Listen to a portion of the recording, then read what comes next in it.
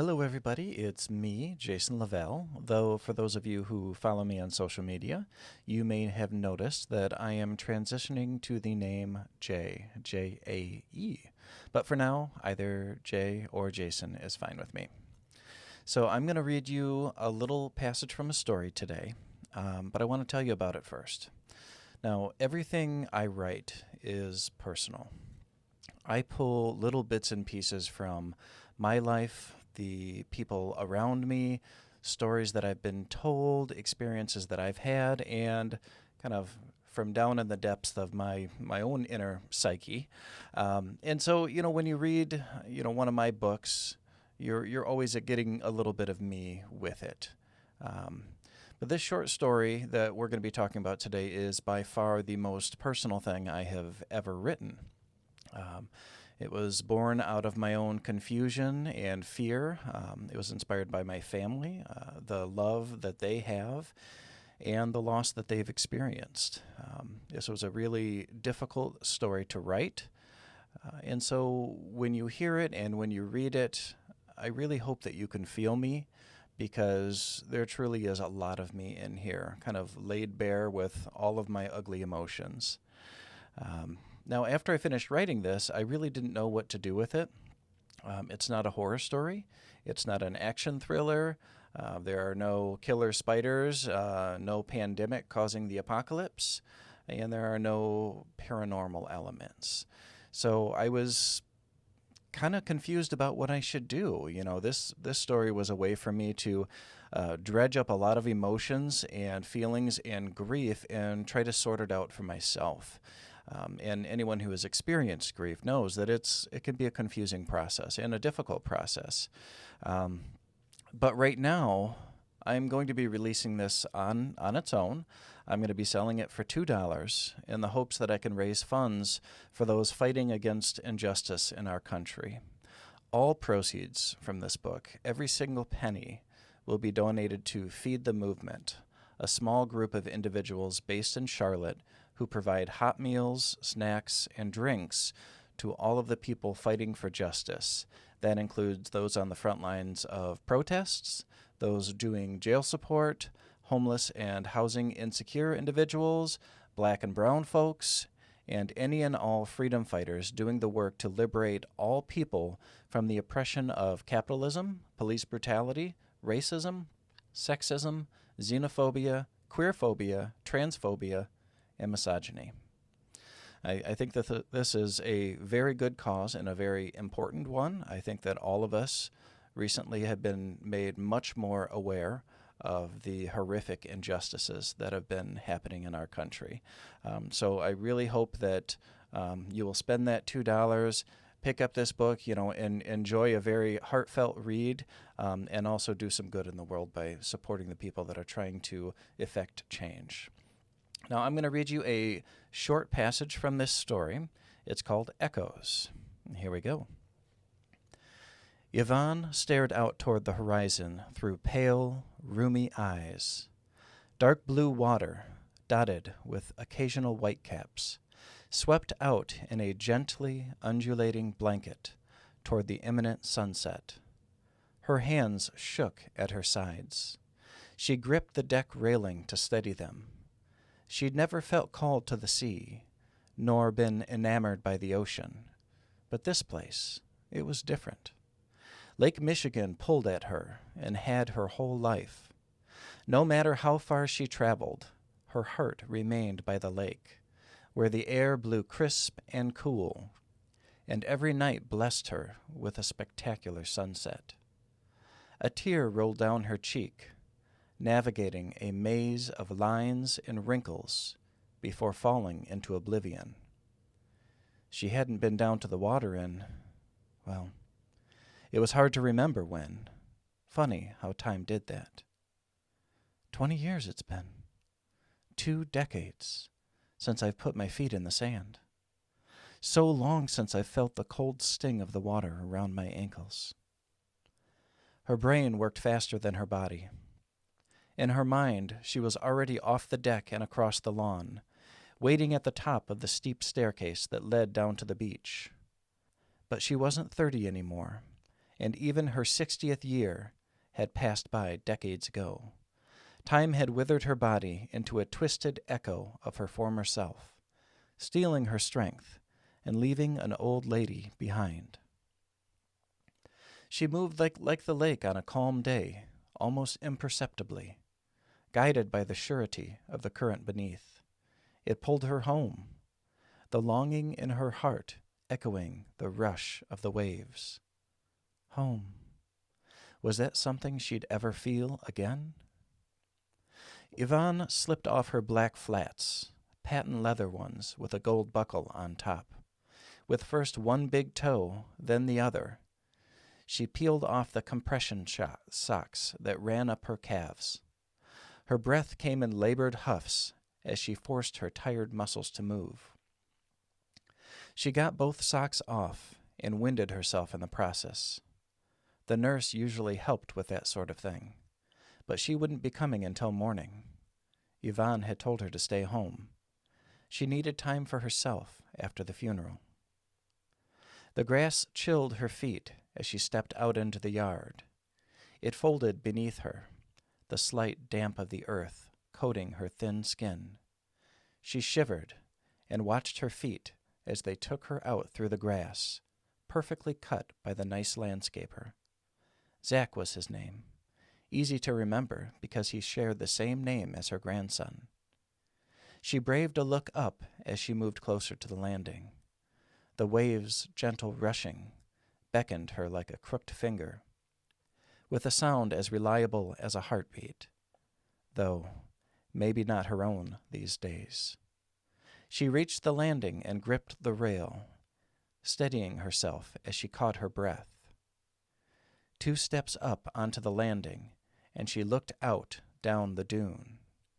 Far below, Lake Michigan met land, gently kissing the shore like a lost lover, giving some, taking some, never quite enough for either. All right, so that was the beginning of Echoes, and that is actually available at threefuriespress.com or on Amazon, wherever you like to get your ebooks. Please help to support the brave men, women, and non-binary people who are out there fighting for justice every day. And thank you so much for listening. Goodbye.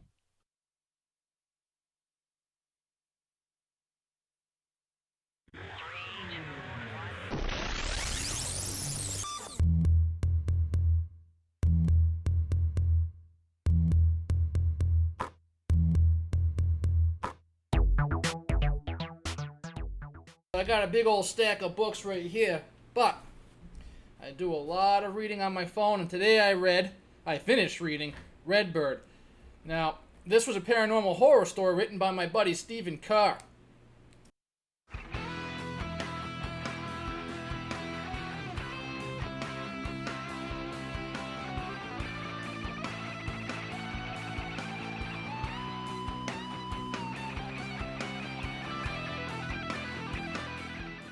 I say he's my buddy, but we just met on the internet about maybe 4 years ago. We met in the summer of 2016 through a writers group, and the reason that we connected with each other because he started publishing all the time, commenting all the time, and leaving posts all the time within the group saying, "Hey, my short story got published. Hey, my short story got published."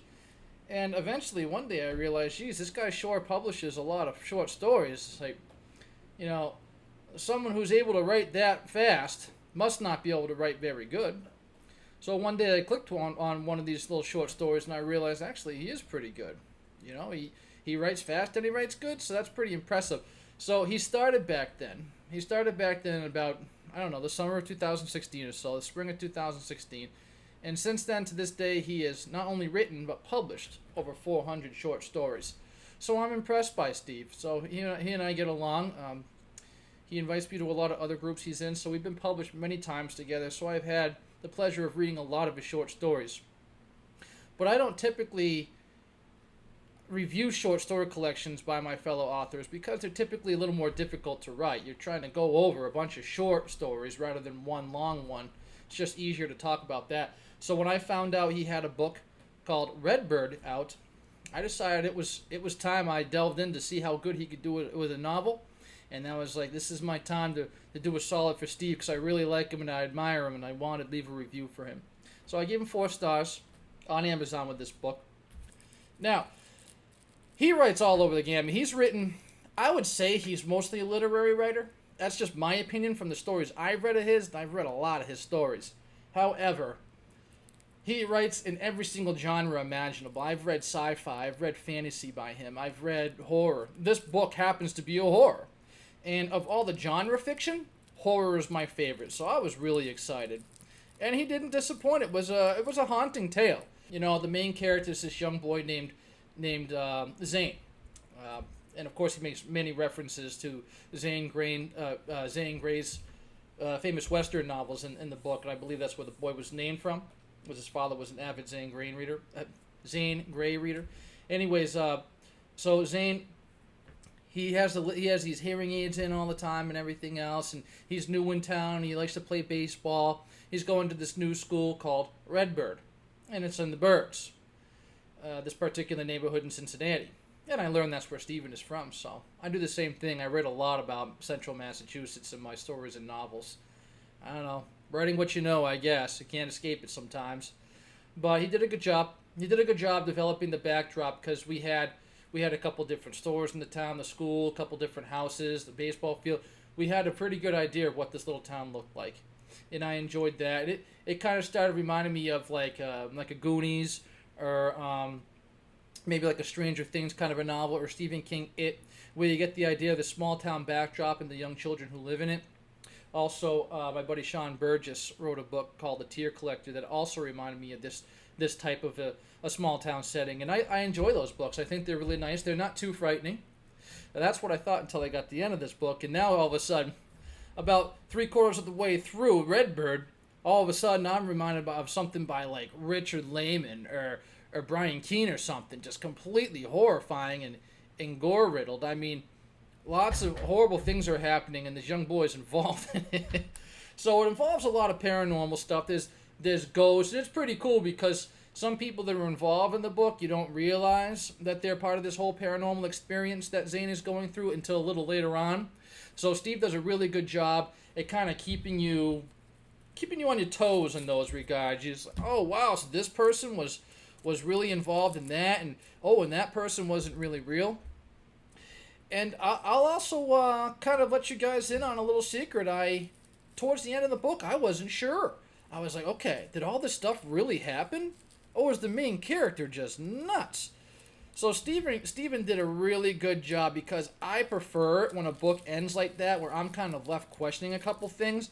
I believe these things really did happen to this character, and he's just a victim of circumstance. It was just a wonderful read. The whole time you're feeling really bad for this young boy. You kind of want to reach into the pages and pull him out of it and bring him into your world and just go, all right, you know what? Let's just go play some catch out in the yard. We'll talk about your problems, because that's what this kid needed. He needed a real influence in his life. He had an abusive father. He had an alcoholic mother. Half his teachers treated him like crap. And, it was just terrible. It's just terrible. I mean, I have my own experiences as a child where I needed an adult to kind of just take me aside and tell me everything was going to be okay, which eventually I did get, and it helped. So I would have liked that for this kid, but he didn't have many adults doing this for him, but he did have a few. And it was just a great book. I just liked it. I like Stephen Carr. I knew for a fact he wasn't going to disappoint me. So I think you should go check him out. He's got several, I think 5 now, because like I said, he's pretty busy. He likes to write. I think he's got 5 short story collections on top of this novel, Redbird. Maybe pick one of those up and just see what you can find. Or you can find him on Facebook in many writers groups, or just go find him on Facebook, Twitter. He's constantly posting short stories that you can just go read for free. Type them into Google. Find one of his free short stories. Check it out for yourself. If you like it, pop back onto his Amazon page. Give one of his books a purchase. He's very good, and I think you'll be impressed. With that said, everybody, you could have checked into any book review station on the internet, and for some reason you decided to pop onto mine. We're nearing 100 subscribers, and I don't know why, but you guys keep liking my news, my reviews. So please keep it up, and I will try to continue doing these reviews as well. So thank you very much, everybody. I love the hell out of you.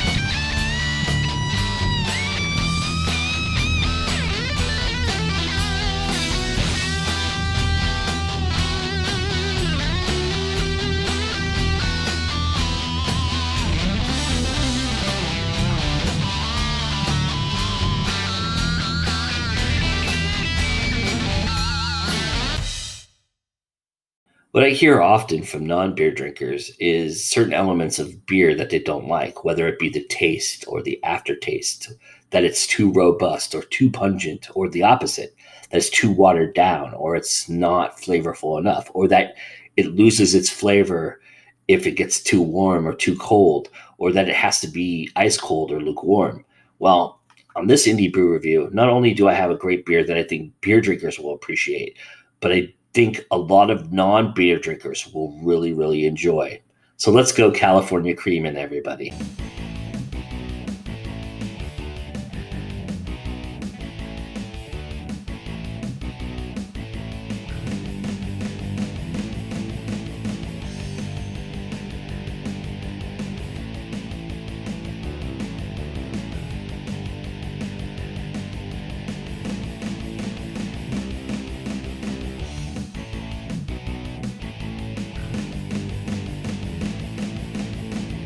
I have in this Indie Brew review the California Creamin' Vanilla Cream Ale from Mother Earth Brew Company.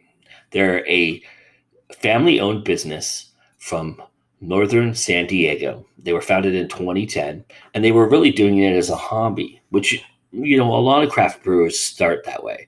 They start, just wanting to develop something different. They want to try something. They want to make something happen, and they experiment, and they do a lot of things. And they found this is their signature drink. This is the one that they started with, and they found that a lot of people enjoyed it. And from that, they grew their portfolio, and they made more beers, and they came up with a great concept for advertising. They've done an amazing job advertising this.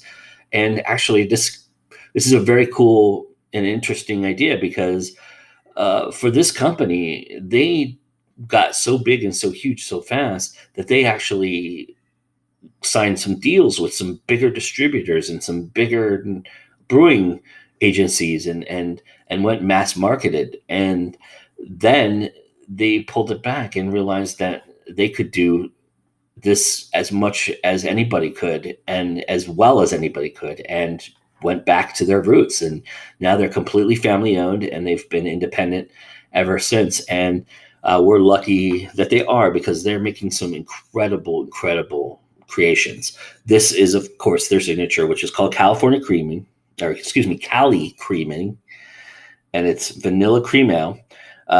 Tasty notes: vanilla bean, cool and crisp, smooth finish ale with natural flavor added. It's a Madagascar vanilla bean that they use to create the vanilla flavor, which is very apparent in this beer right off the bat. But the one thing I will say about this beer that's very interesting is that it is smooth right from the moment go, and it doesn't lose that smoothness. It doesn't have a bitter note. It doesn't have an aftertaste. It doesn't have a lingering taste. I think the vanilla smooths it out. I think it's brilliant that they used vanilla in this idea, because it really does give it that flavorful punch, but it doesn't overwhelm you. It doesn't power you. It doesn't give you one note over another. And I think the other interesting thing about this is I've had two versions of this beer. One that was ice cold, and one that was room temperature. And of course, these are the 22 ounces. So obviously, I'm not going to pound a 22 ouncer. I'm a social drinker, so I sip. I drink, but I do sip at times as well. And so this is over a course of an evening. I drank a couple of these last night, and in doing so, they get a little bit more warmer. And yet, I never felt in any moment, whether it was the ice cold or the lukewarm or the room temperature, that it ever changed in its complexion. It never changed in its chemistry. It tasted the same throughout, which is very, very rare and very awesome for a beer. I think if you are a non-beer drinker, you should give this a try, because it's not a porter or stout, so it's not strong, and it's not a IPA, so it won't have that paleness that leads to an aftertaste or a bitter note. I think they did a perfect a combination with an ale and a vanilla bean.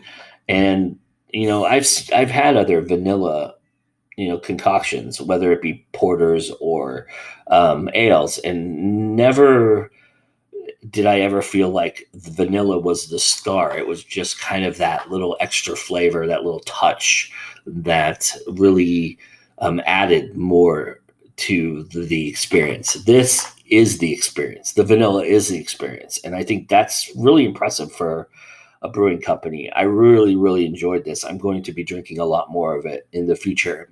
And I'm going to check out their other chemistries and concoctions and see what they've come up with in other aspects of their brewing experience. So go check them out. It's I got this at Bevmo, which is a nationwide package store. So they're pretty much everywhere you can find it. So search your favorite place to go buy beer and check out Mother Earth Brew Company, Cali Creamin' Vanilla Bean Ale. And remember that it's always time to go indie now. And cheers, everybody. We'll see you again next time.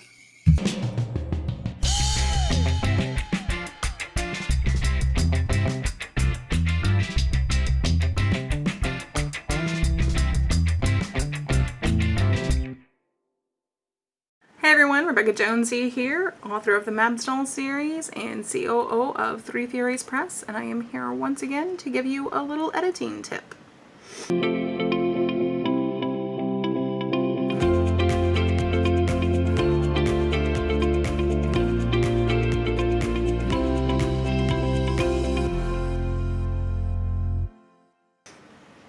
So, as authors, we tend to not just write in English. Let's face it, it is one of our prerogatives and joys and pains in the butt that we get to make up and use all kinds of words. A lot of times we will borrow from other languages in order to do that. So how do we write those? How should those be written on our novel? The simple rule is, first time you use it, if it is a foreign word or a new word, a word that you have made up, or a word that you have bastardized to use in your story, you write it in italics. The first time only. However, if a couple of people or even one person is speaking off and on throughout the whole thing in a different language and it is meant to not be understood by the majority of the people in the book, then every time they speak in a foreign language, that can be italicized. It's totally fine for you to do that, but you should always still demark it with, he said in Elvish, so the others couldn't understand him. Something like that. Just give it a little bit of, this is why it's italicized kind of thing. It also makes it stand out on the page, but you want to make sure that you don't have pages and pages and pages of italicized font, because that just looks a little bit wonky and it kind of pulls people out. Also, only the words spoken, only the dialogue is italicized. Those are super fun rules, but trust me, they do make a lot of difference when people are reading your books, and that is how you're supposed to do it, technically speaking, in America for novels. So, if you're ever wondering, those are the rules. Those aren't really rules that you can or should fake. And like I said, it's pretty easy to follow once you know the rules, but that's how it is on everything. So that's it for me right now, and until next time, everyone, read well and prosper.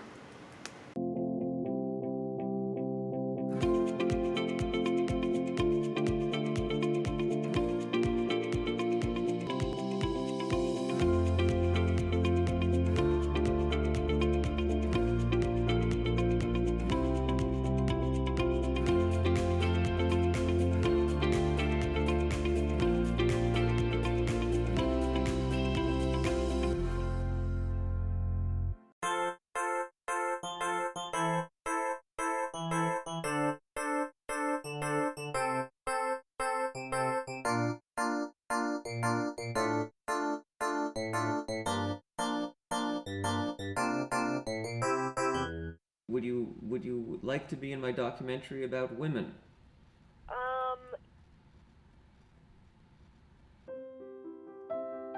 What advice can you give me in my search to find love again?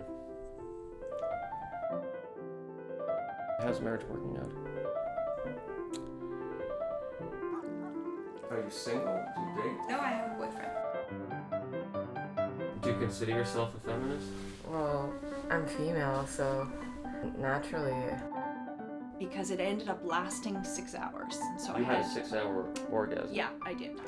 So you're gonna ask me anything about film and photography? Yes.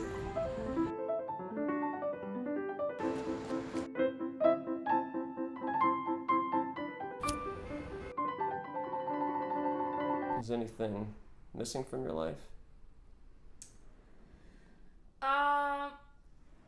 Well, I mean, I don't have a boyfriend. Like, I guess I have a boyfriend missing from my life. But I'm not, like, you know, I don't really want one. You have charming awkwardness in this film. Thank you. And your fearlessness to be on screen leads to a lot of the comic relief. Was that something that you looked at in the editing and kind of were thinking there's too much of me, or There's never too much of me, Joe. Okay.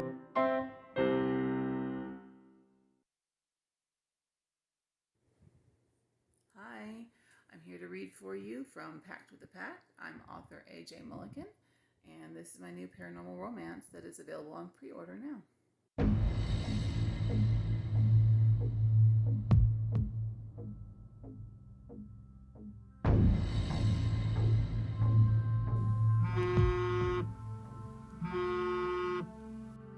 If I can't have you, Cherry, no one can. Pretty standard ex-boyfriend threat, and if not for the switchblade that narrowly missed my jugular a week ago, I might not be worried. Eric did have the switchblade, however, and though the cops confiscated it when they arrested him, now that he's out on bail, it'll be no problem for him to find another one. The venom and possessiveness in his voice replay in my head as I see the words repeated on my phone screen.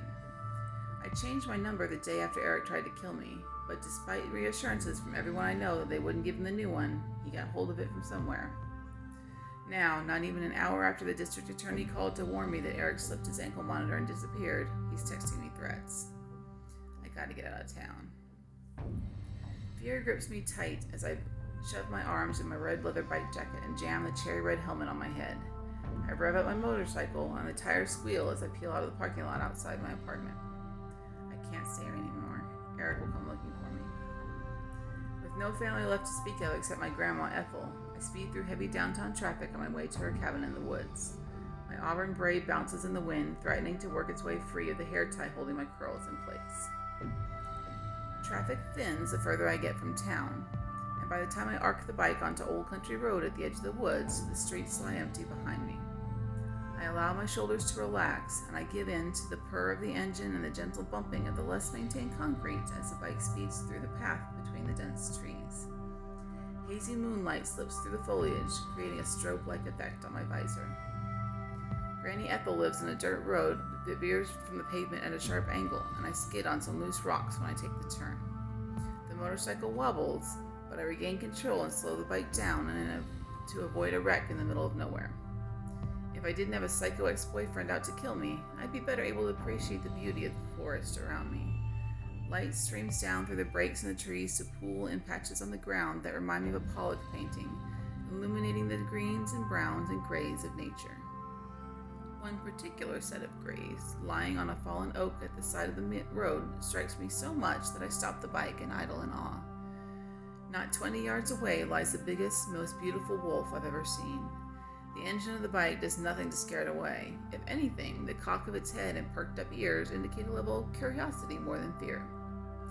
I know better than to dismount and approach the majestic beast, but something draws me to it all the same, trapping me in its gaze. Its crystal blue eyes bore into me through the helmet, as though it can see straight through the tinted visor into my soul. Its snout bobs, sniffing the air, and its tail thumps the tree in a wag that, were it a neighborhood dog, might entice me to go try to pet it.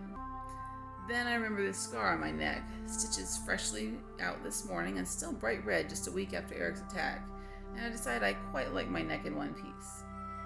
I start the bike back down the road to Granny Ethel's with a wave in the direction of the wolf. 20 minutes later, I pull into the gravel drive outside Granny's cottage, and my blood runs cold at the sight of Eric's car parked there. Worse yet, the door to the cabin sits ajar, and I don't see Eric anywhere outside. The bushes to either side of the drive rustle in the night wind, but otherwise I detect no movement outside the cabin. Granny Ethel's car sits in its usual spot by the house, and in the bike's headlights, I see slashed tires on the old caddy. Shit. The last thing I want to do is go into that cabin. Eric's most likely inside, waiting to finish what he started a week ago. But if Granny Ethel's car is here, then she is too. I can't leave her alone in there with him. I cut the bike's engine, put down the kickstand, and swing my leg over the back to dismount. Unlike Eric, I don't own any knives. I don't have a gun. I have nothing to defend myself with. Neither does Granny, though, and that's what matters now. Despite the decreased visibility, I keep the helmet on. Something about that extra layer, combined with the thickness of the leather motorcycle jacket, provides a small comfort, like I'm wearing armor. I creep to the door, my heeled boots crunching in the gravel. Even with the helmet muffling everything, it echoes like gunshots in the night. In a distant, rational part of my mind, I wonder why I try to be stealthy. The motorcycle announced my arrival as good as anything. Eric already knows I'm here. For more, you can go to bit.ly/packedwiththepack and pre-order for Kindle, and it will also be available for paperback once the release date of September 15th comes. It's been AJ Mulligan, and go indie.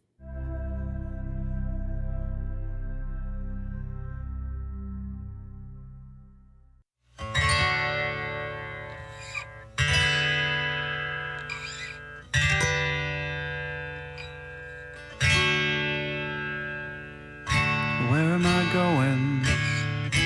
Where have I been? I'm spiraling out from the middle again.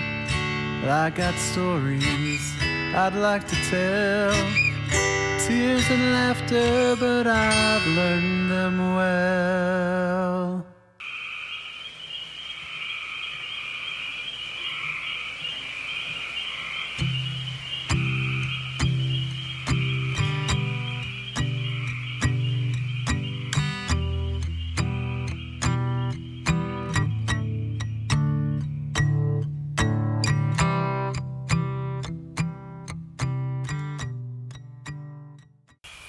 Faith and I chose to move onward through the forest. A refreshing breeze rustled the leaves as the birds sang to each other through the trees. I loved the way the breeze ran its fingers through Faith's hair and wrapped her dress around her. We wandered through the forest, flowing with the energy of new possibilities.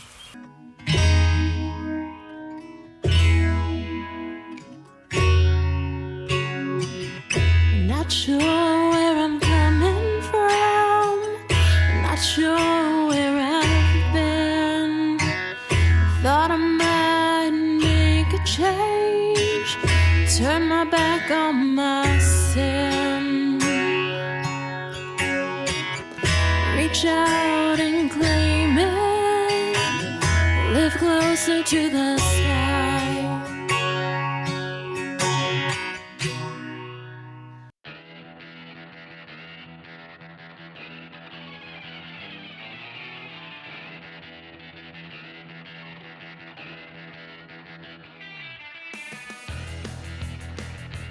So, like, in this last issue, this really mean lady named Mother Approved kidnapped a couple pop stars and straight up tossed one of them off a building. Then, Petalman and Kid Friendly showed up and gave her the business. Like with this and stuff. Also, in the beginning of the issue, our heroes captured Photobomber, who totally discovered PM's identity, which probably sucks. Plus, we met the evil redneck ninja and this weird Amish dude named Blasphemer. It was pretty dope, you know what I mean?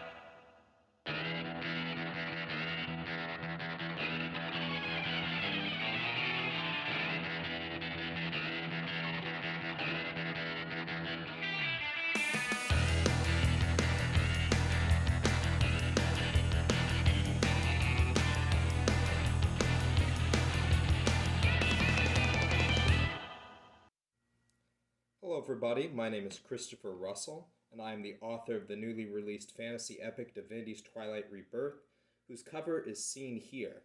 We're going to be reading a segment from the prologue today that takes place at the height of the battle between the three brothers that is to decide the fate of the world before we flash forward 700 years to current events. Also, you have these cool little bookmarks that we're eventually going to be getting out related to Divinity's Twilight.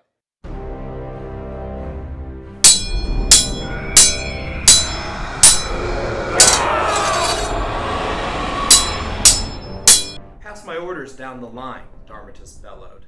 Reform and advance. Leave the dead and wounded for now. We have to stop that magic ritual. Or whatever it is. He leveled his lance at the growing pillar of dark power. The sight of his men closing ranks produced a response from the hilltop.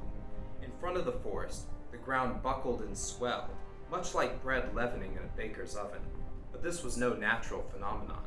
A set of great granite arms reached up from the pit ahead of Darmatus, dirt crumbling away from rock-hard limbs devoid of muscle and sinew. More appendages followed, crimson-veined joints jutting at grotesque angles. When all were flattened against the ground, they heaved forth a rotund blob of stone with at least 6 distinct torsos and heads, each frozen like statues. Red spider-web lines crisscrossed them, originating from empty, gaping eye sockets that appeared to be crying tears of blood. A soldier in the first row cast aside his sword and broke formation. "Pyrovance!" he screeched. Raban grabbed him. "Get back in position!" I can't! I can't fight those things again!" He tore free and ran. More joined him, a trickle that threatened to become a river. The clatter of discarded metal rose to a clamor. Darmatus and Raban ran back and forth, rallying their men as best they could. "Stand firm! Stand firm!" The Pyrovants, a dozen in number, shuddered with energy as if they were freshly lit furnaces. Flames gushed from their seams. Then, soundlessly, they rushed the faltering Terran battalions. A dam burst. Unit after unit shattered, fleeing in terror. Raban was apoplectic. "Void and oblivion! Hold the line! Hold the blasted line!" Darmatus grimaced. He couldn't fault their lack of courage. No mortal should have to fight his neighbor, let alone the aberrations Sarkon had fielded against them. "Why have you done this, brother? Why stoop so low?" Some of his men remained, perhaps 2,000 knights, his personal retinue. They would have to be enough. He gripped his lance in both hands, point forward, standing firm amid fallen shields, spears, and bodies. "Shields locked, spears forward," Darmatus roared. "Second rank targets chest level, third targets their heads. Hold them long enough to hit with magic." Raban knelt and sighted in at a front runner, its gangly arms, or were they legs, slapping the mud furiously. Breathing out to still his aim, he released the bolt.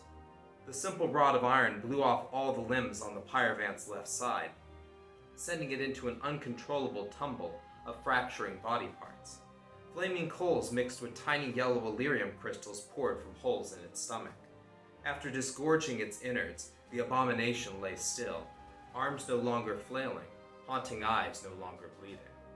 Another Pyrovant fell to Raban's second magically enhanced shaft, coated with a thin layer of Menair so it would shear through anything not similarly enchanted.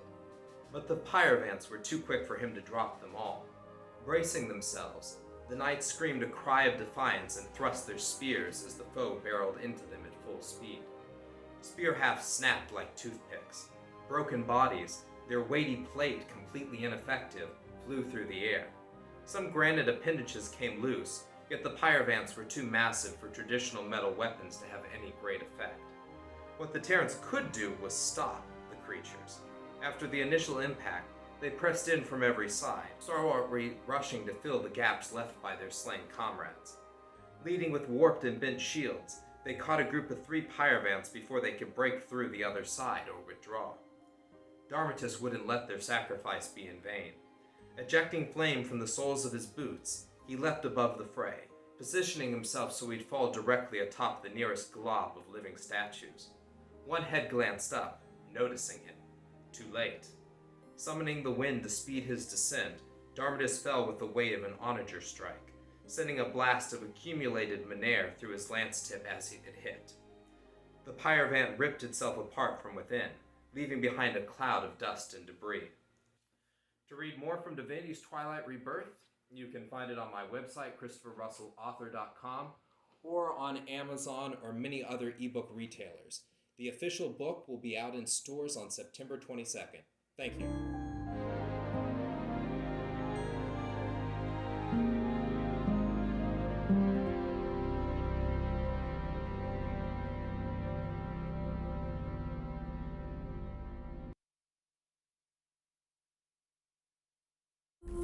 This magic, this corruption, it's in the soil, in the trees. But there's hope. You have awoken. Chain runes together, and we will grant you our essence. Pray it's enough to stop what's coming.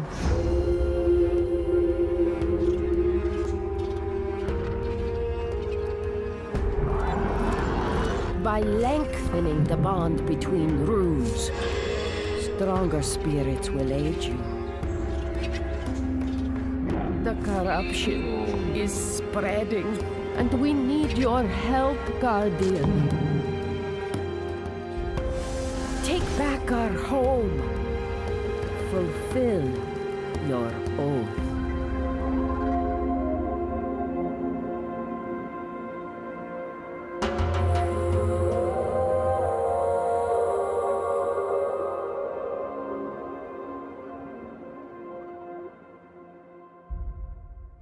My philosophy is very simple. When you see something that is not right, not fair, not just, say something, do something, get in trouble, good trouble, necessary trouble. He was always different than every member of Congress. Everybody knew what he had done. He was John Lewis. We're marching today to dramatize to the world that hundreds and thousands of Negro citizens denied the right to vote. Congressman Lewis gave us the blueprint to organize and to legislate. The reason why he's effective as a leader is because he's lived it. We made a decision to march in an orderly, peaceful, nonviolent fashion from Selma to Montgomery. You are ordered to disperse. This march will not continue.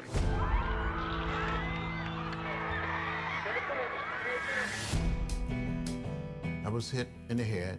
My knees went from under me. I thought I was going to down the bridge.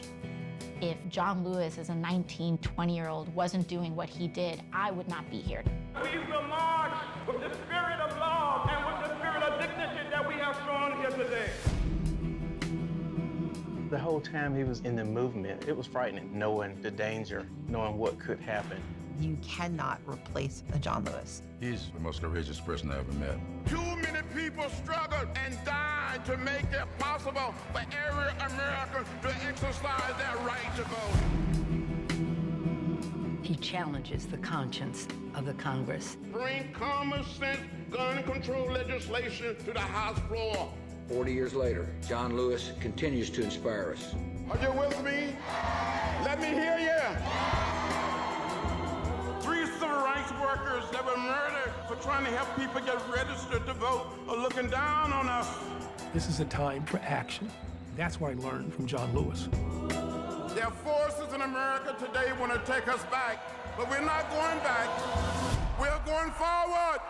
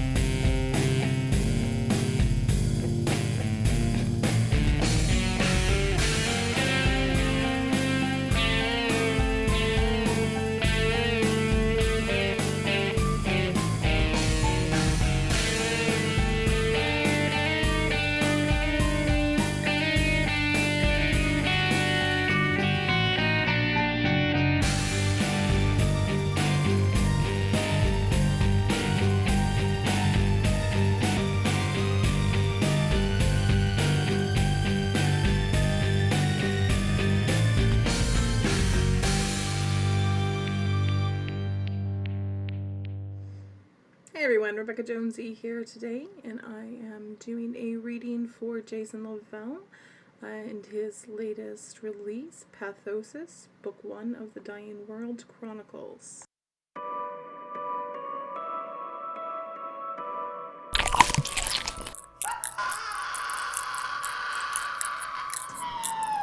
A sloppy extermination, evidence mismanaged, and all of America is at risk. Coast Guard Lieutenant Emily Brisbane is in charge of a strange ship out her dock.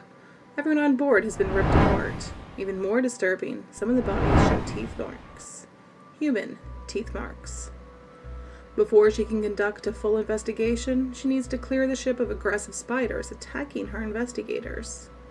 Jack Wolfgang has seen a lot of strange things in his pest control job, but nothing like this ship.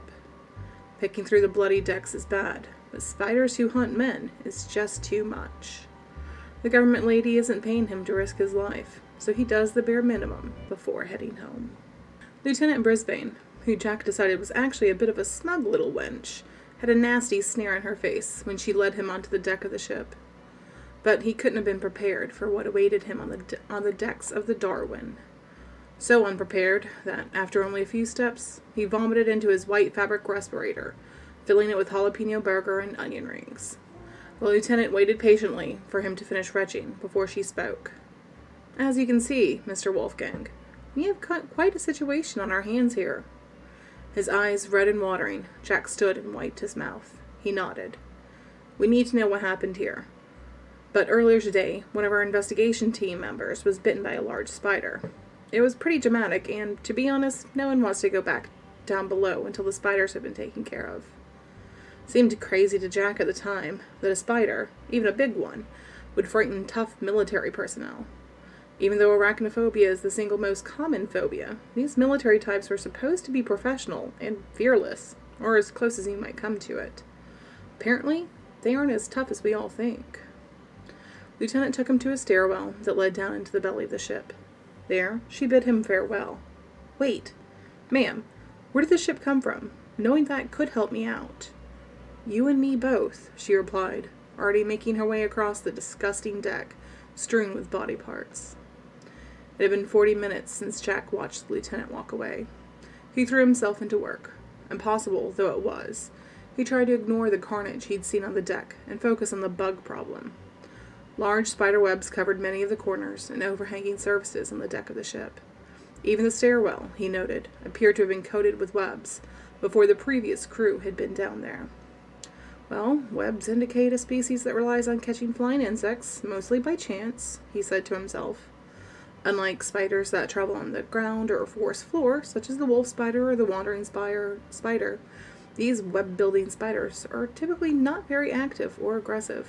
May sit calmly on their web, or just within reach of their web, waiting for their prey to come to them. From what the lieutenant had told him, one of these spiders aggressively attacked a member of her crew. "It just doesn't make sense," he muttered, then started pumping his B&G sprayer. The B&G was a 1-gallon stainless steel pesticide sprayer that was widely used in the pest control industry. Connected to the small, hand-hold sprayer was a 4-foot section of red hose with a long brass wand attached to it that was used to spray any number of solutions, emulsifiable concentrates, and wettable powders. He stood up abruptly as the epiphany struck him in the middle of pumping. It must be 2 different species. Probably tropical orb weavers up here. They make huge webs 10 feet in diameter in just a matter of hours. One of nature's most industrious and talented builders. But they're pretty harmless to humans. But they do bite. Then there must be another species down in the bellows of the ship, where that man was attacked. Jack snorted a little when he thought of a spider attacking a human. It just wasn't something that happened. He gave his sprayer a few more pumps until he could feel the pressure tightening within the tank. From the sling bag over his shoulder, he pulled on a second white fabric respirator and a pair of safety glasses.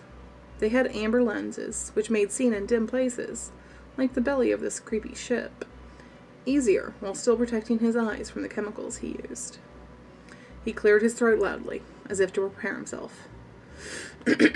"Here we go." Jack's nervousness increased the further down into the ship he explored. Not about the bugs, mind you. Those were just bugs. Bugs could be sprayed, stepped on, squished with your hands, whatever. He is worried that he would find some type of bloodbath, the same type of bloodbath he had seen on the decks above. He entered the macabre laboratory as if he were entering a warehouse that needed extermination, swinging his sprayer wand from side to side, coating the floor and several feet up the walls with insecticide. He only made it into the room 10 feet when the spider appeared, startling him. The room was completely black, except for the beam of light that extended from his headlamp. 1 minute there was nothing but floor tiles, and then there it was, in his light. Large, bold, walking straight toward him on the floor. And that is Pathosis by Jason LaVelle. It is out now.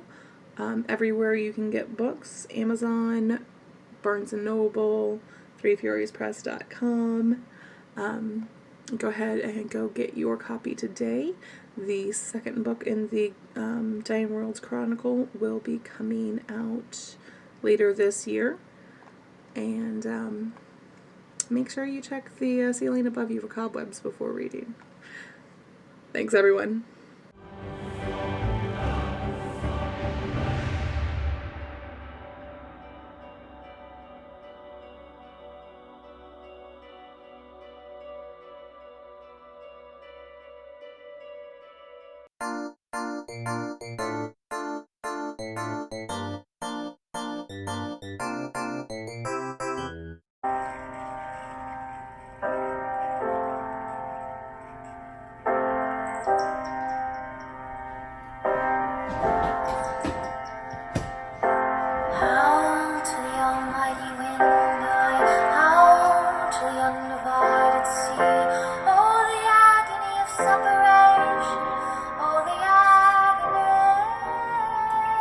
Greetings, fellow humans. So if this sounds a little bit dreamy, that's the intention.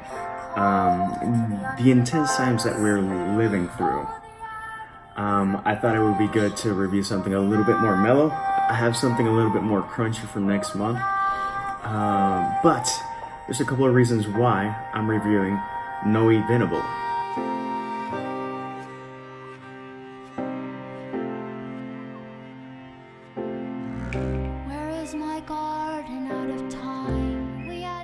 So, this is actually her album, from her album Cascadia, which is from 2014. But, why am I reviewing Noe?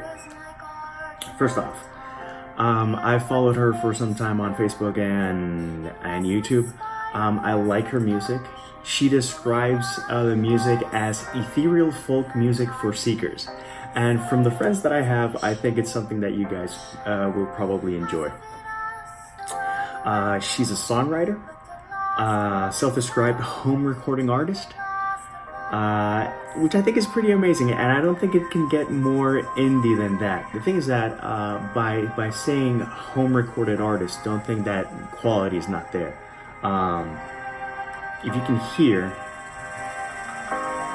there's like different percussion, there's birds, there's different stuff. Again, all very dreamy, which is, I think, a wonderful thing.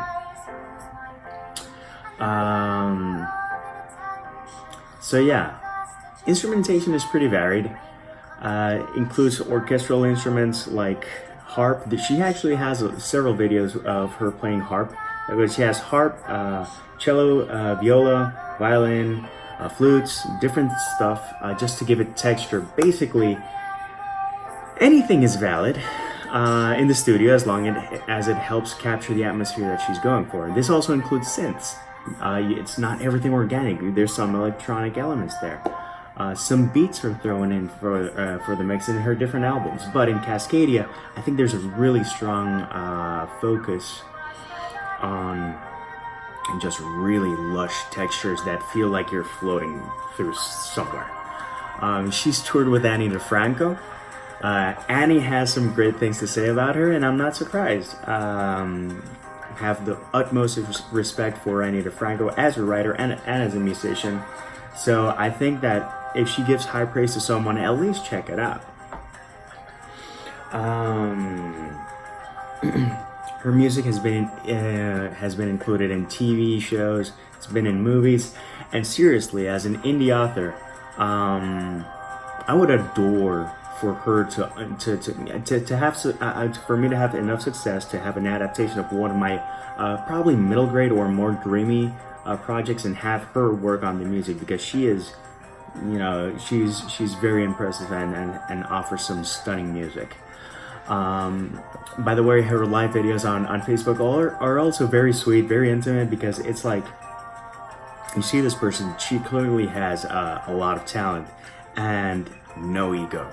And sometimes that's what we need. I don't know, there's some people that are just so full of bombast that seeing someone that's highly, wickedly talented, yet very humble and almost a little shy, I don't know, it has its own charm. As I mentioned, this is from her album Cascadia. That was actually Lights and Fences. This is Sorrow's Landing.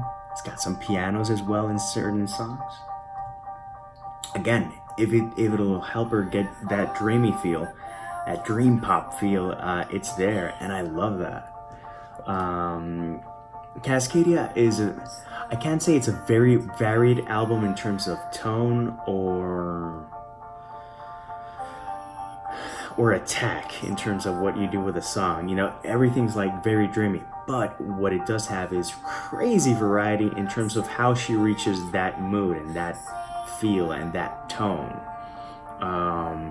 Instruments vary, our rhythms are a bit faster, a bit slower, but normally mid-tempo. It's just good music to just pop in and just look at the clouds at. Noe is also a nature lover, and it shows with her lyrics and her music. And I think that'll resonate with a lot of people that are finding a lot of solace taking hikes now and during these odd-ass times that we're living. But seriously, it's music to daydream to, and when is that a bad thing? Also, she's someone that's easy to like and root for. Again, unassuming, humble, almost shy. And, if we can use our voice to amplify someone's message, someone's art, someone's creation, someone's books or whatever, why not? Bruno Mars doesn't need more fans, but Noe probably does. And actually, I'm also doing this because she recently did a call on Facebook to leave a review on her Facebook page, because again, reviews make all the difference. And you can have 1,000 listeners, but if those 1,000 listeners also reviewed, that would multiply. And I would love for this small review to have a positive impact on her follower and listener account. So by all means, I'm gonna include the links to her Facebook page and where you can leave a review. I'm also gonna include a link to her album on Spotify called Cascadia. If you love it and you want to buy it from her online shop, by all means go for it. That is always welcome, and especially during these times where things are a bit hectic.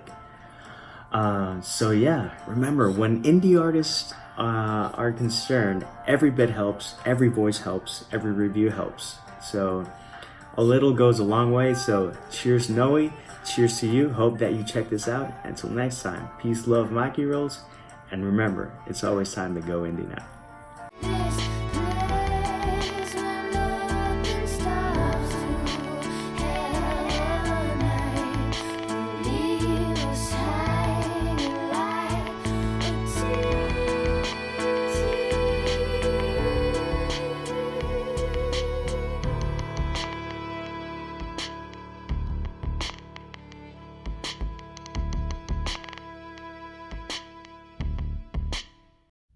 Hey guys, CL Kiernan here from Fiction Atlas Press, bringing you your monthly marketing tip. And today I'm going to be talking to you about finding your comparable authors and why this is important.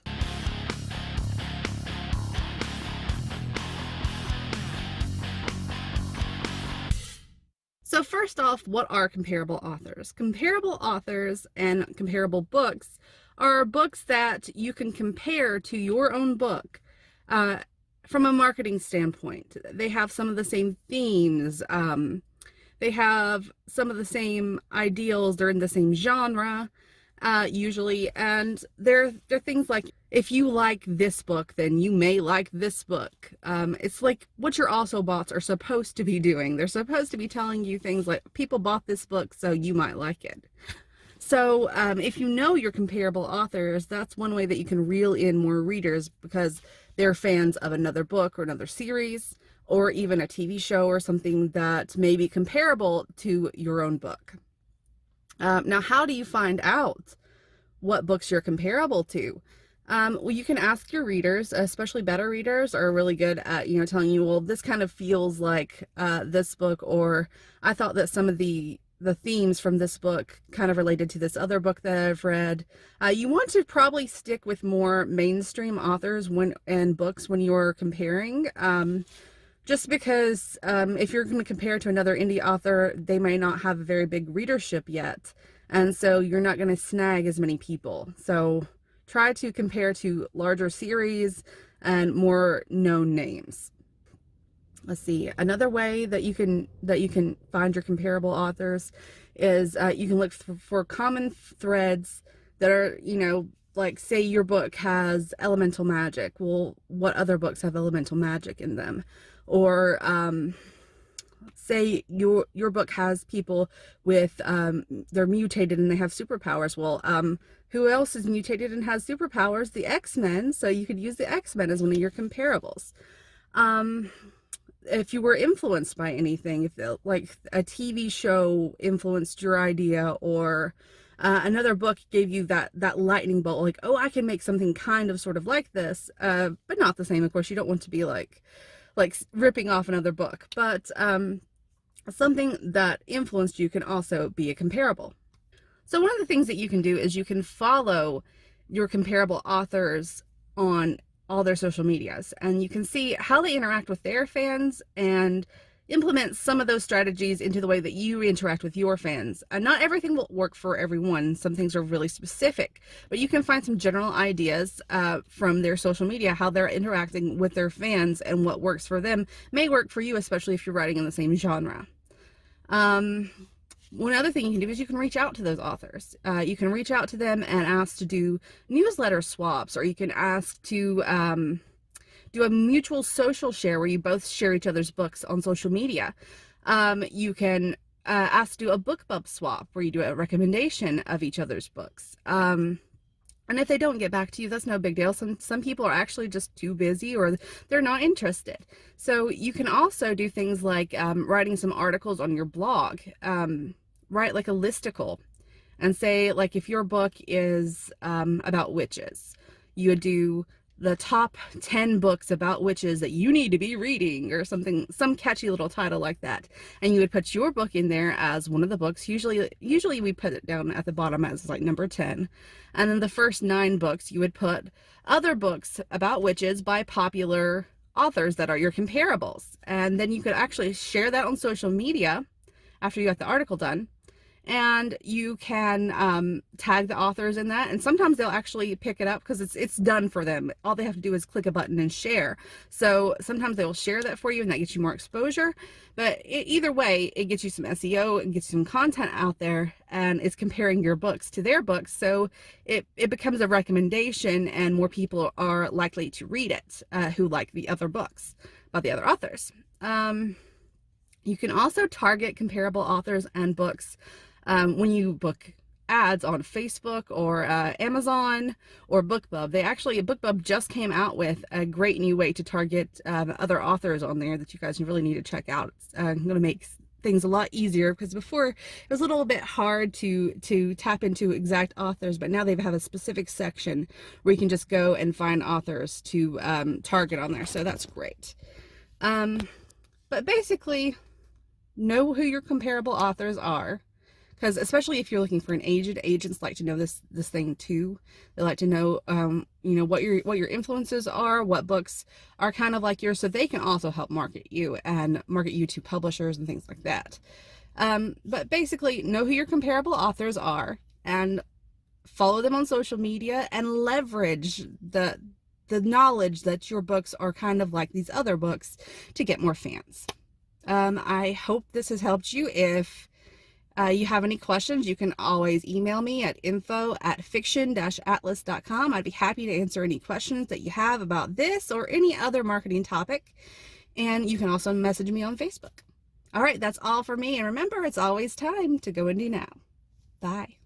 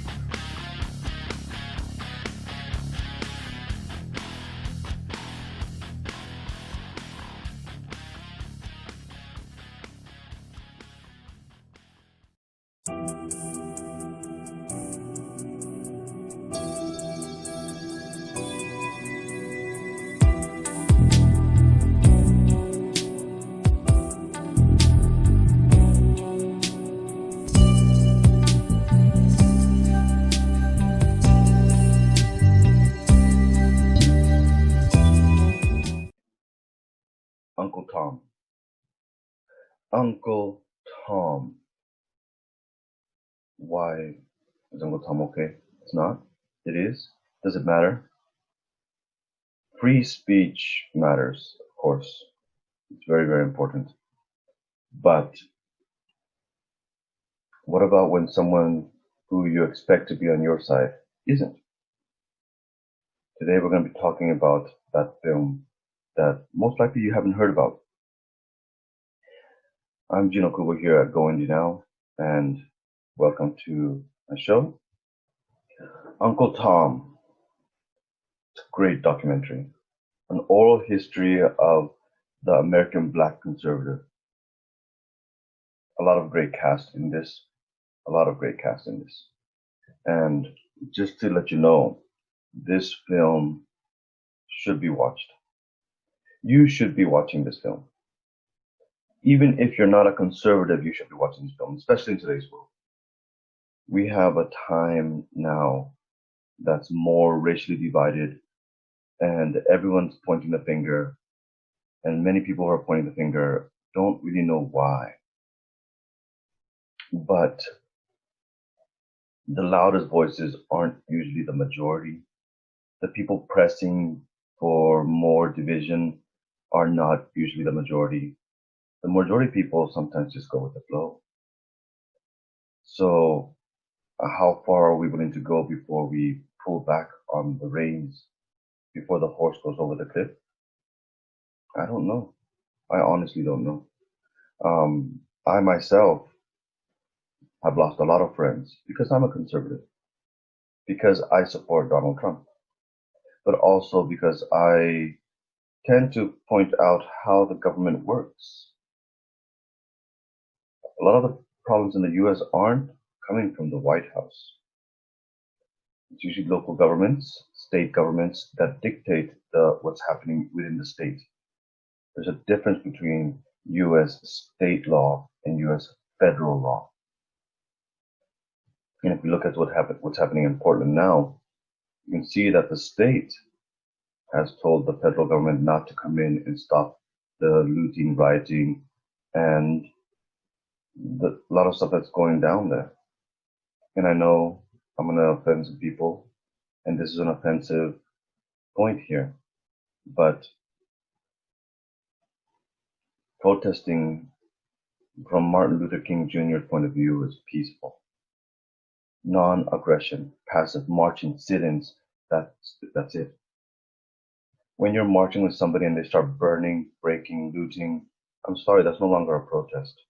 Now you're rioting, now you're burning. And some people might say it's justified. You're allowed to protest, yes. I agree with all kinds of peaceful protesting. But when you attack people and burn their stuff down, or burn your own stuff down, like burn your own cities down, that's no longer allowed. You're encroaching on someone else's rights. And this film, Uncle Tom here, it brings that point up a lot. That if you're African American, if you're black, or even like me, if you're brown, if you're any other minority color, you're supposed to be a Democrat. Why? When you start looking at the numbers and you start looking at the way cities are run, states are run, and I asked myself, when I became a conservative, I asked myself, why? Why should I be a Democrat? When I remember talking to my mom when Obama was elected, I was like, yes. And then I found myself calling out people for voting for the other guy. And I didn't know why. Then I started seeing what Obama did. And I was like, oh, I didn't do my research. I voted with the flow. But I'm not here to tell you to vote for someone else, someone you don't want to vote for. I'm here to tell you to do your research, do what you can, but most importantly, watch this film. Uncle Tom is a collection of intimate interviews with some of America's most provocative black conservatives, thinkers. Uncle Tom takes a different look at being black in America. And there are media personalities. There are a lot of people in this film that are famous. But there's also people in this film who are not famous. There's people in this film who are normal, hard-working people. They're just not conservative. They're just not liberals. They're just not Democrats. They're conservatives. They vote for Trump. They support Trump. They support the government. Larry Elder. If anything comes from this review, I want you, if possible, if willing, if you claim to want to hear both sides honestly, truly, make an informed decision, go out, listen to Larry Elder, watch his stuff, watch his videos, see his point of view. Candace Owen, another great speaker, and one that I'm very, very appreciative about, because I used to just argue to argue. And I know, but with her, I started to see more. It's not just arguing my point of view, but finding the numbers. We have here Alan West, who's a retired politician and military lieutenant general, I think, in the military, and this man is a brilliant talker as well. And he really brings it home about the family structure. And I leave you with this, I leave you with the trailer for Uncle Tom, which I would like you to watch. And I would like you to really, really think about what it means to see a documentary from the other side. To hear actual minority conservatives talking about their point of view and how they're treated by people who are supposed to be more enlightened, supposedly. People who are, supposed to say, I'm willing to listen to everyone's point of view, but don't. People who use the word Uncle Tom as a pejorative. Look at both sides of the story. When you hear some news, do some research and go into it. And hopefully this film, which is ranked 9.4 out of 10 stars on IMDb, it's the top rated documentary right now. There's a lot of minority conservatives out there, but we're being denied our voice and we're being shunned by friends and family because we are not willing to take on the victim mentality. And a lot of times we're being slandered. A lot of the speakers here have been slandered. The key point is whether or not we're willing to listen to both sides. Are you willing to listen to both sides? This is Okubo here at GoIndieNow. Please remember, it's always time to go indie now. Obama tore this country down. No one stood up to him. Nobody. Because he was black. You need to wake up. My parents didn't teach me that I was a victim. They can turn back voting rights. Didn't nobody donate to us the right to vote? You was your house nigga. I didn't call you a nigga. Oh, okay. That's a big difference. You're Uncle Tom. And Uncle Tom is somebody who has sold out by embracing the white man. Uncle Tom. Bedwench. Bootlicker. Black white supremacist. Chucking and jiving. House Negro. Coon. Uncle Tom. Coon. I have a Coon Award over there. Coon of the Year Award. Most black people don't believe that other blacks can be independent, free thinkers. I believe the legacy and the ancestry of black Americans is being insulted every single day. I will not pretend to be a victim in this country. I know that makes many people on the left uncomfortable. Racist. Racial. Racist. Racism. 1,000 cuts of racism. The liberal will try to control a black person through the concept of racism because they know that we are very proud, emotional people. I never felt that because I was black or I was poor or a woman that I couldn't do something.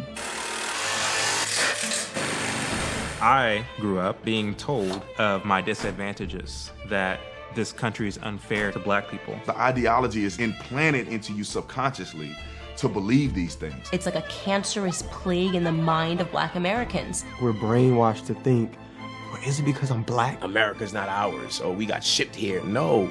Our blood is on this soil. We own this too. There should be a pride that we have in the fact that this country was built by many great black men and women. Are you trying to say that this country does not specialize in racism and bigotry? So long as black people continue to have their psyche filled by that nonsense, we won't have an awakening.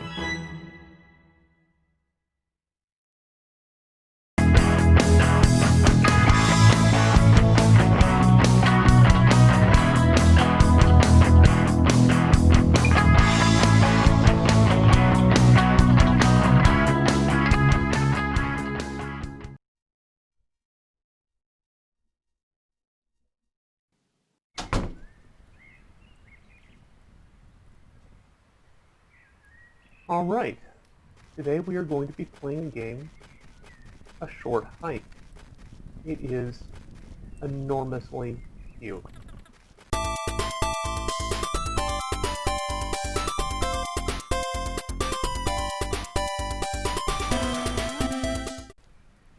You are a bird named Claire. You are on an island nature park, and that's it. That's all you need to know.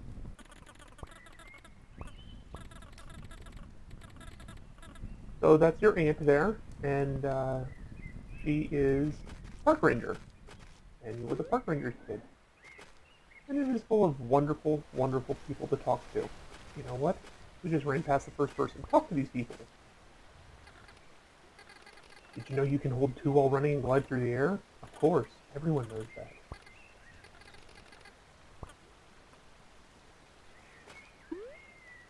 You're the park ranger's kid, well, park ranger's niece, doesn't recognize you. You get to talk to them. And you can do what they want, or not.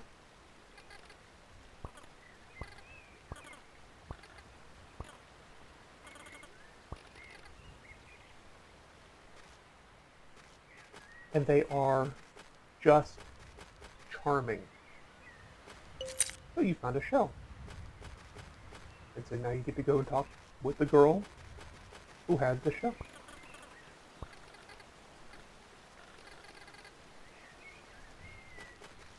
Who is just fascinating. And there's all kinds of cool people. And you get to talk to them all.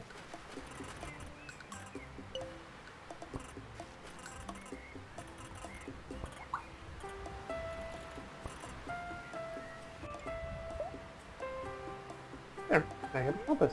Brilliant. And so you go around and you do stuff.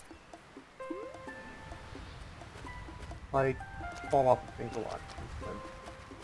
And it's all good. Ooh, a shovel. I want that shovel.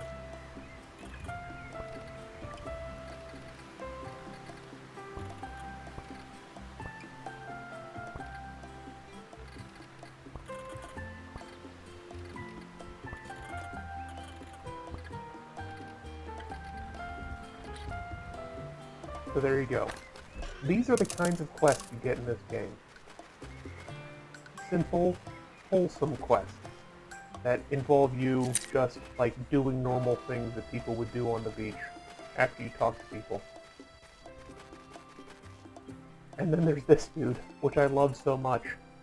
I've heard some rumors. Do you like rumors? I dabble.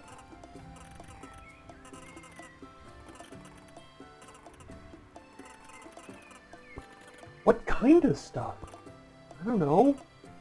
Metal stuff? Yes. That's what you find with a metal detector, because that's how metal detectors work. So you can go everywhere in the island. It's completely awesome. You notice shells. Oh look, there's a shell. And a little shovel. And a shell.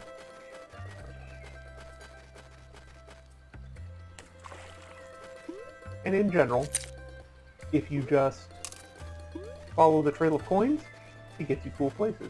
So you can also, follow the trail of coins, follow the shells, or just not do any of that, and just, like, fly around and have fun and be silly.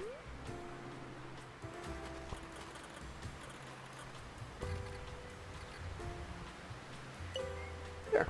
And so now you have a shovel. Keep it fresh! And so with that, you can start shoveling things. You shovel things just like this. And now you've got coins. What do you do with coins, you say? Nothing really.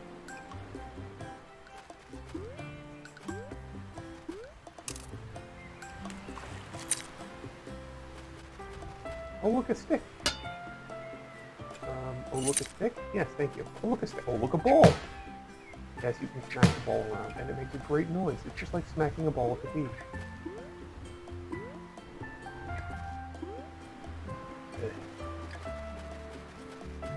So, there's a whole quest line. You get to do it all. You get to jump on stuff, and it's just flat out, non-stop good time. I'm gonna load up a game that I've played for, I don't know, 4 or 5 hours, I guess, and show you, kind of what the end game is.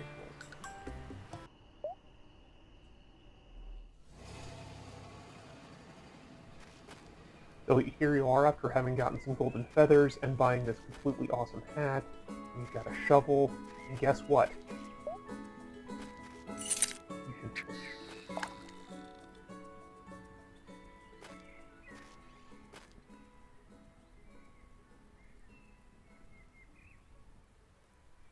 So the best way I can describe this game is... so I pushed the wrong button. Imagine if you're playing a Zelda game, and Link isn't the chosen one. He's just like some dude. You know what he would do?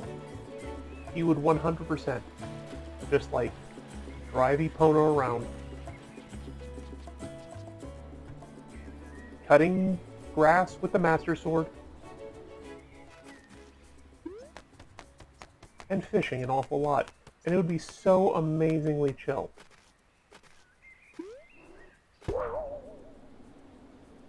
And that's really what this game is.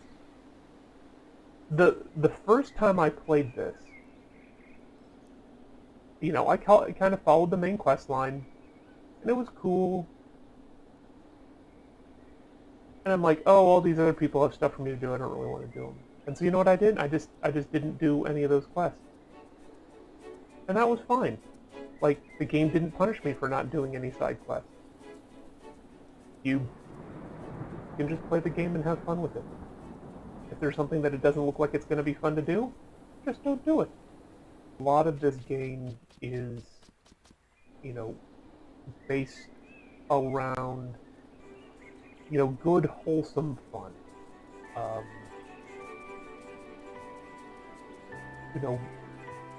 What it's like to be a kid in the off season or the on season and just, talk to people and have a good time. But it also deals with, people who are struggling to discover themselves and, kind of stuff that happens in the world. It's for being so lighthearted is surprisingly deep. It is an amazingly good game. Again, it is called A Short Hike. I believe it was originally produced by the Humble team who makes the Humble bundles. I got it on itch.io. I believe you can also get it on Steam. Of course, you can get it on Humble. It is fabulous. The first playthrough, maybe take an hour, maybe two.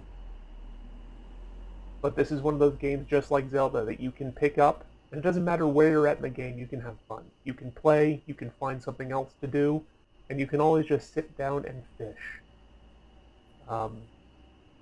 It's a wonderful game. I give it my highest recommendation just for how thoroughly crafted the world is. I didn't find any bugs in this game. I didn't find anything that was not self-consistent. It is a fully rendered, cute little provincial Canadian park in the summer. It's perfect. Everyone should go get A Short Hike, an indie-produced game. And just remember, it is always time to go indie now.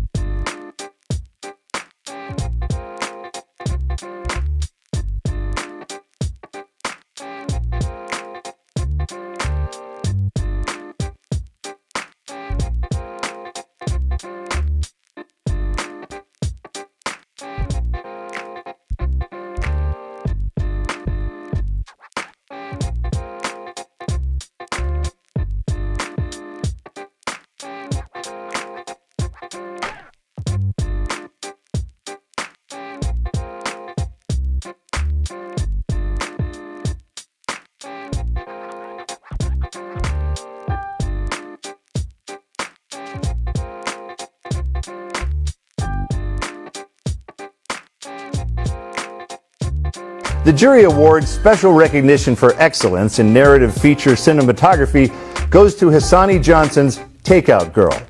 Here's what the jurors said. Hassani Johnson's Takeout Girl, simply put, delivers a full meal. The ambitious indie thriller pops with South Central LA's colorful palette while capturing an original Chinese immigrant story infused with action and adventure. Special jury recognition for cinematography. So I'm Melissa Del Rosario, I'm the producer. I'm Hassani Johnson, I am the writer, director, and producer. My name's Hedy Wong and I'm the lead and co-writer. So, Hedy, did you start writing this, or were you just a part of the process, or how did you guys get about starting this whole process? So yes, I was going through some things in my life, and when you have that many feelings going on, you just gotta, reflect on it, and it ended up being a big reflection on, what I've been through, and so really me beginning to write it was therapy for me. And although it's in this, this construct of LA, but I really blended my family background from the Bay Area and the life I had, the life I have in LA and my friends in LA all into the story. And then luckily, after a lot of struggle, I met Hassani, and, and I admired his work. And with him, we looked at my original treatment of my scriptment. But it's great though because I put in a lot of extra information into the script I had, and he saw it and he helped me, he got a diamond out the rough because it was a lot of extra information, but he understood my intent. So and then from then on we actually started tweaking some things because he taught me that I was emotional, so I wrote everything in there. But he said, Hedy, a film is only about 90 something minutes, so you can't, you know, so you can't write about everybody and their dog in here. So he was your editor, essentially. Yeah. And then we started, and I explained to him where my certain inspirations come from, and we actually redid certain things to make it better, you know. So he was, in a way, my therapist too. Yeah. And then you got involved in. She wrote the original draft. She met me through actually the actor who plays her brother. Okay. Because we had worked together, Lauren Lee, and we met up. She had the first draft. We went back and forth. It took us about a month to write the first draft. And we worked primarily through phone calls. She would read some pages, give me some feedback, and we definitely, the spine of it was her original draft, but the meat of it we came up with together. We made it a lot more juicy in terms of like plot and in terms of the main character. And I think we competed the script. We got it. It was a finalist at the Blue Cat. Oh, nice! Congratulations. And then we still worked on the script some more. So, yeah, it was a wonderful time. And was it always the intention for you? Was it a vehicle for you, or is it something that you were looking at as being a part of this in the acting capacity, or did that come on later? Yes, originally that was my intent. But you know, this. From the inception of the outline to meeting Hassani, I've been through a lot in life and just trying to get this off the ground. So by the time I got to Hassani, I was very tired, and you know, and he understands the business of film, you know, more. And I said, you know, Hassani, if another Asian American actress can do it more skillfully than me, let's give it to her, because I want Takeout Girl to have a good fighting chance in this industry. So well, I can't told imagine. Him I told him to hold the calls for Tara. Yeah. I can't imagine somebody else playing the role. And that's why I took the project. I met her, and it was her personality. It was the way she moved through the world, the way she approached me. Because I'm almost 6 feet tall, about 250 pounds. But when we met, she felt as powerful as I was. And then she speaks in that lower register. So, you know, you see a beautiful woman like this, you expect her to be like, hi. But instead it was, hey, what's up? How you doing? You want to make my movie? Not that. And I was like, not that I was like, wait a second. I can make a movie about her. No one's ever seen anybody like her before. Right. And I knew it was going to work just because of her personality. And when did you get involved, Melissa? How did you get involved in all this? It's crazy. They reached out, Hassani and Berto reached out to me. I was in Cannes. I just showed my short film, and they were like, hey, you're in Vegas, we're in Vegas. I have this great idea. I want you to read the script. And I was just kind of like, okay, like, I'll read the script. And I had no expectations. I didn't know who they were. I was just getting like this call, and they pitched me the idea, and I was like, it sounds great. Where did you read it though? I read the script, and I was telling them I'm on the beach in a Cannes Film Festival, but I'll read your script. I've been here for the last 3 weeks, so it's the last couple of days of the film festival, and it was like out of thin air that like this. I wanted to do a feature. I want to do a feature about showing like women. I always love women in film, and especially Asian women in film, and it wasn't like the token Asian character. Right. Sure. It was something that I've never seen before, and I don't think if I could have saw this growing up, I would have loved this. Yeah, sure, absolutely. Yeah, it's an interesting idea in that, you know, obviously women empowerment and things like that are really prominent, but I found that the characters really had this nice vulnerability. They had a nice sensibility. They were real. They were authentic. Was that very important to you guys right off the bat to try and capture that? And I mean, even in the setting that we're talking about. From my experience, I always feel like people who are brave and courageous, it's not because they're just that. They are brave in spite of their fears, right? Oftentimes.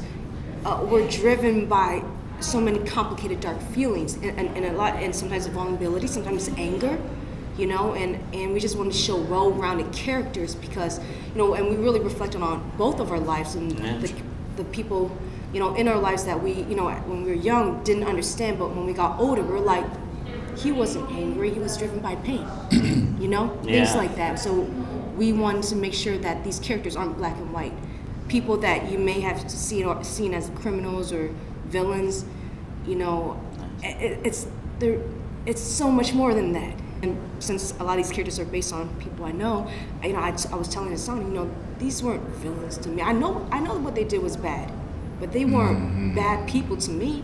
They were just in a business that maybe people look down upon, that they could catch a case for, but they were good people in the regular life. It's such a deep question that you asked, because she's right. Like, for me as a storyteller, I think it starts with telling a relatable story. Right. Because when you say relatable, you instantly jump to the audience relating to your story, but then you don't realize that it's a producer who relates to your story. It's a lead actress, a writer, all of the cast. Yeah. And it makes their job so much easier when they believe what it is they're doing, or they've experienced something. That's the whole crux of this film, is the fact that when you watch it, you instantly understand why, regardless of where you come. You could be rich and never been in this situation before, and know that if you were faced with the same decision she had to make, you'd do the same thing. Yeah. So I think the authenticity comes from that. And then the other layer of it is, we wrote from our lives. Yeah. There's, like I said, if there's a spine and a skeletal system to this script, it would be based on her life, but the meat and the ligaments were me infusing elements of my own mother into hers, or elements of myself into her. So, and that segues me off to, like, us being such a diverse crew. We really set out to not be put in a box. Nice. Yes, we told a woman's story, but we told a unique woman's story. Yeah, absolutely. A story where, if you've watched the film, you can absolutely see where she had to skirt the line of femininity and masculinity in order to get what she wanted. In which case, it becomes appropriate for there to be, a male or female director. It doesn't have to be that one thing. Yeah. And because of where she's from, you can see how you could have had a Latino director, you could have had an Asian director, you could have had a black director. Sure. So, I don't know. It's such a deep question. I can go on forever. Well, along those lines, too, I mean, it's not just the main characters. You have all the exterior characters have moments. Yep. Vulnerability moments, strong moments, moments where they're confused, upset. I mean, every single one of them needs to be relatable. Right, and that just sells it. It was really important for me to just write what's truthful, and then let Hassani, as the director, guide, edit-wise where it needed to go. He always could explain it way better than me about these larger literary concepts, but for me it was just very simple. I just wrote what I knew. Yeah, nice. There are no in our minds, there are no antagonists. Yeah. And everybody had to feel alive, or you just wouldn't buy the world. Yeah. And it's one of those things that we overcompensated because our budget is so small. We can't do the sweeping cityscape shots. We can't go on the subway of New York. But what we can do is make the people you relate to, you understand, people that evolve, and people you might feel like you've bumped into once or twice in your life. Sure. Again, that relatability, it was really, really important. Yeah, I love that you talked about the sweeping shots and everything, because that was the interesting thing. There's such an intimacy because you have just subtle, small locations that you're shooting in at various times. There's probably 4 locations in this entire film, I would guess. Am I about right? Yeah, 4 major locations. Yeah. Like, there's the home, there's the restaurant. There is Lalo's storefront, store back, and then the rest is just her moving. I mean, I took the words takeout girl to heart. Yeah. And they mean something very important to me. As a writer, they meant to me that she was going to be moving a lot. The girl never sits down, which is horrible for an independent film. Halfway through shooting, I was like, please just sit down somewhere. I can't believe I wrote this. The locations and the intimacy, that was something our cinematographer really pushed. Alberto Triana, he had a real vision for foreground elements, background elements, and always trying to frame within a frame.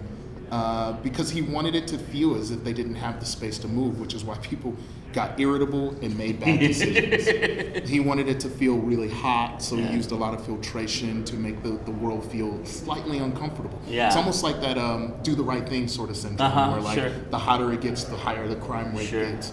We wanted that element, and Alberto pushed that to the max.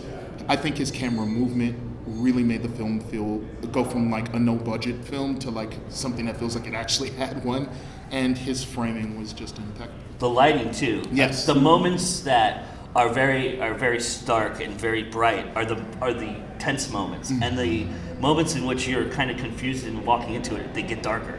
Yeah. And it's interesting that they had that dichotomy. That, and I mean, Alberto had a real vision. The guy, he knew that when Tara was coming up in the world, he wanted to treat the world a little bit wider. He wanted the breadth of the world to match the amount of money the woman had. Yeah. The poorer she is, the less space you have, the more money she has. And then, of course, there's some scenes that he shot in this film that really blew me away. Yeah. Like the argument scene between Saren and Tara.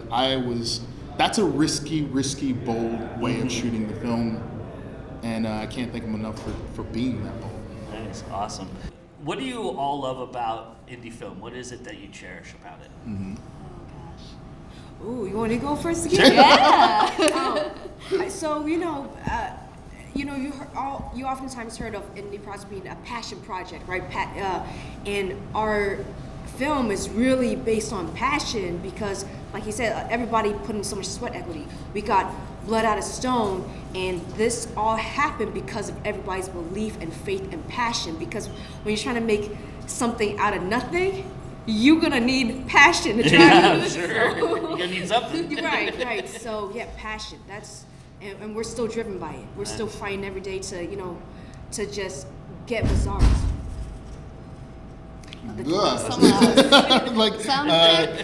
Indie. What I love most about indie film is I love the challenge. Making an indie film is like lifting weights, except it's like bench pressing, squatting, and doing shoulder rolls and pec flies all at the same time. You know exactly who you are at the end of it and what you're capable of. And I love that at the end of it, you find that you're capable of a little bit more than you think.